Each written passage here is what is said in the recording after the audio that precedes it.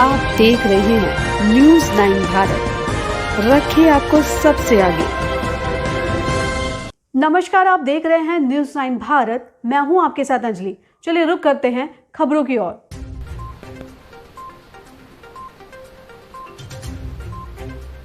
नेहरू युवा केंद्र देवरिया उत्तर प्रदेश के तत्वाधान में डॉक्टर श्यामा प्रसाद मुखर्जी की 121वीं जयंती को युवाओं ने राष्ट्र की एकता व अखंडता हेतु किए गए उनके प्रयासों को याद करते हुए मनाया।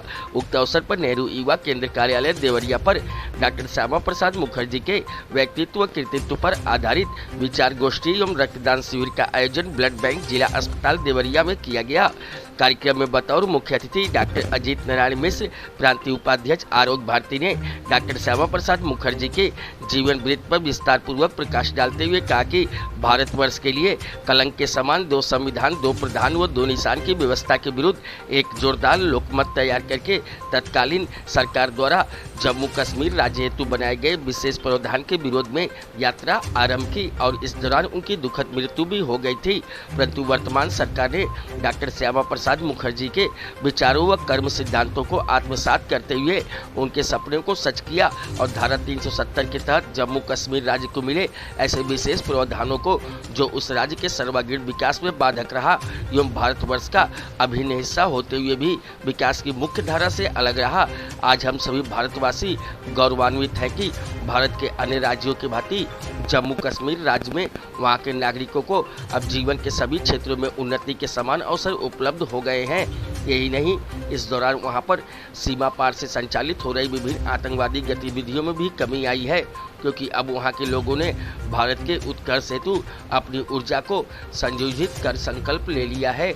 जिला युवा अधिकारी विकास तिवारी ने कहा कि डॉक्टर श्यामा प्रसाद मुखर्जी विलक्षण प्रतिभा के धनी, राष्ट्र प्रेमी व गलत को गलत कहने का साहस रखने वाले महान व्यक्तित्व थे। कलकत्ता विश्वविद्यालय के उप कुलपति के रूप में महज 33 वर्ष की आयु में उन्होंने अपनी सेवाएं प्रदान करते हुए अनेक उत्कृष्ट कार्य किए। एक विचारक, प्रखर शिक्षाविद के रूप में उनकी उपलब्धि व ख्याति युवा मन को सदैव आंदोलित करती रहेगी। यद्यपि ऐसे महापुरुषों के जीवन वृत्ति से जुड़ी हुई अनेक घटनाओं पर इतिहासकारों द्वारा विधिवत गहन चिंतन अद्यतन नहीं किया गया, परंतु जो भी तथ्य हमारे सामने हैं उनके आधार पर ये कहा जा सकता है कि वह सचमुच एक युग दृष्टा थे। यदि उनके विचारों पर तत्कालिक अनुशीलन किया जाता तो शायद वह अनेक अनिर्णित मुद्दों का ससमय समाधान निकाला जा सकता था। उन्होंने अगस्त 1952 को जम्मू की विशाल रैली में अपना संकल्प व्यक्त करते हुए कहा था कि या तो मैं आपको भारतीय संविधान प्राप्त करवाऊंगा या फिर इसी उद्देश्य की पूर्ति के लिए अपने जीवन बलिदान कर दूंगा। वह अपने दृढ़ निश्चय पर अटल रहे।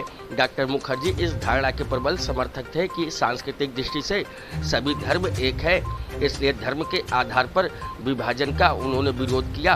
वह ये मानते थे कि आधारभूत सत्य ये है कि सभी धर्म एक है, हम में कोई अंतर नहीं है, एक ही भाषा, एक ही संस्कृति और हमारी एक ही साझी विरासत है, हम सब एक ही रक्त के हैं। विचार गोष्ठी का संचालन विकास खंड बैतालपुर के राष्ट्रीय युवा स्वयंसेवक शुभम त्रिपाठी ने किया। गोष्ठी के पश्चात राष्ट्रीय युवा स्वयंसेवक संघ रक्तदान हेतु ब्लड बैंक जिला अस्पताल देवरिया पहुंचकर 4 यूनिट रक्तदान किया। रक्तदान करने वाले युवाओं में नागेंद्र यादव, मुबारक अंसारी, युवा मंडल अध्यक्ष Vivek Kumar Barnwal, red cross society के संजय गुप्ता, उपेंद्र कुमार यादव द्वारा रक्तदान किया गया। उक्त अवसर पर नेहरू युवा केंद्र के सभी राष्ट्रीय युवा स्वयंसेवक सुश्री प्रीति सिंह, योग प्रशिक्षिका एवं नगर उपाध्यक्ष महिला मोर्चा भी मौजूद रहीं। न्यूज़ 9 भारत से सत्येंद्र कुमार राव की खास रिपोर्ट।